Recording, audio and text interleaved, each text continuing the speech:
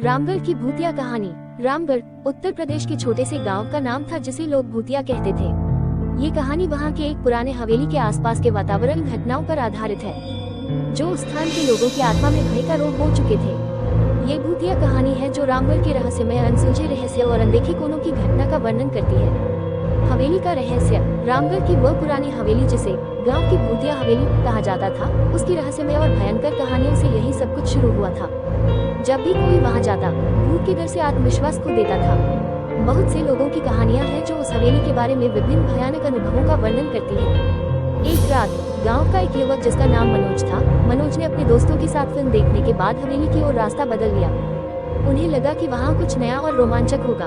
वे हवेली के पास पहुँचे और मनोज ने अपने दोस्त कहा, यार यहाँ पर कुछ अजीब भूतिया डर महसूस हो रहा है।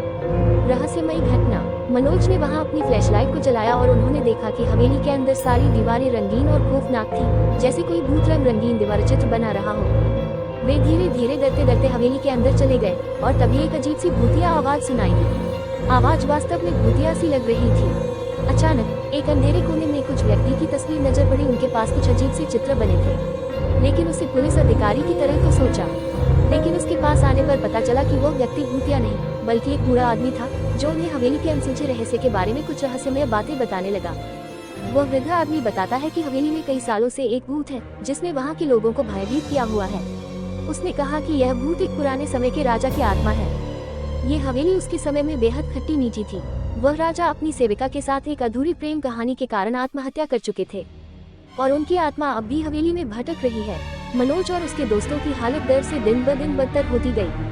उन्होंने ध्यान दिया कि जो भी कुछ वहाँ हो रहा है वह कुछ सामान्य नहीं है, वो खतरनाक है। वे भयभीत होकर वहाँ से बाहर निकलने की कोशिश करते हैं, लेकिन तभी कुछ ऐसा होता है जो उन्हें हवेली के अंदर ही बंद रहने के लिए मजबूर कर देता है। अंत में मनोज और उसके दोस्तों को एक योगी की मदद से हवेली के भूतों का सामना करना पड़ता है।